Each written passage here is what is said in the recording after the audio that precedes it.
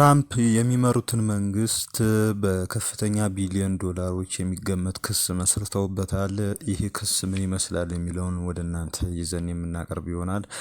ከዚህ በተጓዳኝ ደግሞ ሰፋ ያለ አንድ ጥንቅር ይዘንላችሁ እንቀርባለን። ሰላም ጤና ይስጥልን ብለናል። በሌላችሁበት ስለምትከታተሉን እያመሰገንን ሰብስክራይብ እንድታደርጉን በአክብሮት እንጋብዛችኋለን።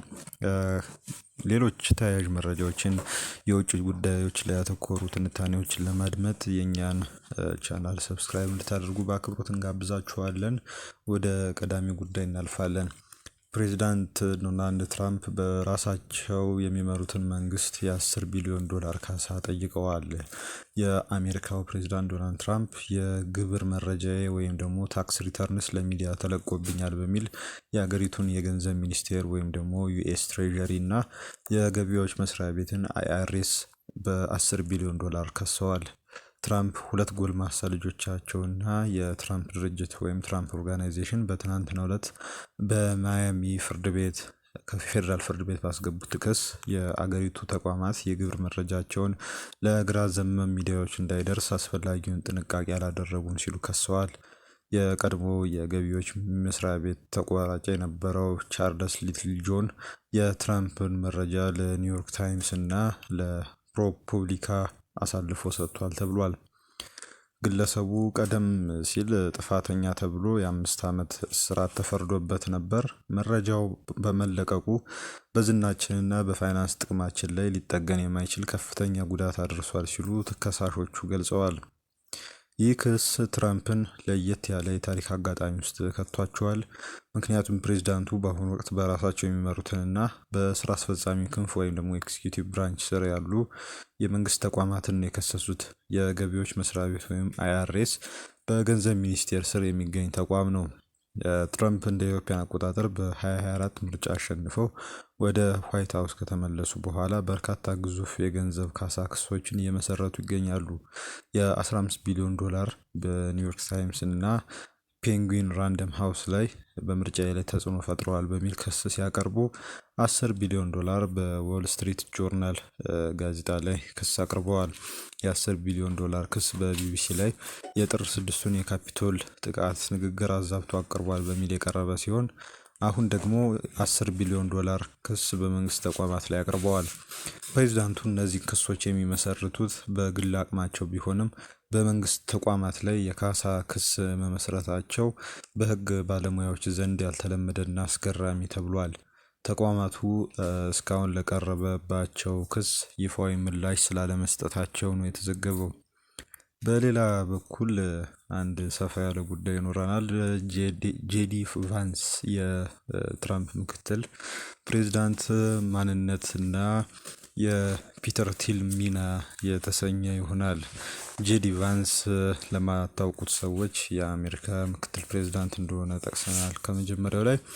ለትራምፕ ያስተዋወቀው ደግሞ ከካሊፎርኒያ የሆነው ታዋቂው የቴክኖሎጂ ባለሀብት ፒተር ቲል ነው። የጄዲ ቫንስ የፖለቲካ ጉዞ እንደ ብዙዎቹ የትራምፕ ሰዎች እጅጉን የተዘበራረቀ ነው። መጀመሪያ ላይ የትራምፕ ተቃዋሚ ነበር። መጽሐፍም ጽፏል በሳቸው ላይ። እንዲሁም ትራምፕን ከሂትለር ጋር ያነጻጸረ ሰው ነበር። እሱን የሚደግፉ ሁሉ ናዚን እንደደገፉ ቁጠሩት ብሎ በሚዲያ ተናግሮ እንደነበረ የሚታወስ ነው። በ2015 እንደ ኢትዮጵያን አቆጣጠር ከነበሩት የአሜሪካን ጌዲዮን ወርደሮች መካከል ለመጀመሪያ ጊዜ ይፋ ወጥቶ ትራምፕን የደገፈው ፒተር ቲል ነው የነበረው። እናም እሱም ከጄዲ ቫንስ ጋር ከፍተኛ ጓደኝነት አለው። ፒተር ቲል ማለት አሁን የዲኤችኤስ የአገር ውስጥ ደህንነት እና የአሜሪካ ጦር የሚጠቀመውን የመረጃ መሰብሰቢያ ቴክኖሎጂ ወይም ፓላንቲር ያቋቋመ ባለሀብት ነው። ፒተር ቲል የፔፓል መስራች እና የፌስቡክ ትልቅ ኢንቨስተርም እንደሆነ ይነገራል። በቴክኖሎጂው ዘርፍ ላይ የራሱን የሆነ አሻራ ያሳረፈ ሰው ነው እና ትራምፕ ጄዲ ቫንስን የመረጡበትን ምክንያት የሚተነትኑ ብዙ ግምቶች አሉ። ፖሊ ማርኬት በተባለው የውርርድ ወይም ቤቲንግ መድረክ ላይ አንድ ግለሰብ ቫንስ ይመረጣል ብሎ በመገመቱ በሚሊዮን የሚቆጠር ዶላር አትርፏል። ይህ ሰው እንዴት እንደገመተ ሲጠየቅ የሰጠው ምክንያት ደግሞ የሚገርም ነበር። ትራምፕ የማርኬቲንግ ወይም የገበያ ሰው ነው። ሰውን የሚመዝነው ከእውቀቱ ይልቅ ለስልጣን ካለው የማርኬቲንግ ጥቅም አንጻር ነው። የመጀመሪያው ምክትል ፕሬዚዳንት ማይክ ፔንስ አንድ ሲላብል ስም አለው። ትራምፕም አንድ ነው። ስለዚህ አሁንም የሚመርጠው ተመሳሳይ ስም ያለውን ሰው ነው ብሎ ገምቶ ነበር። ትራምፕ ቫንስ የሚለው ጥምረት ለገበያ ማርኬቲንግ እንደሚመች አስቦ እንደመረጠው ይሄ ሰው ይተነትናል።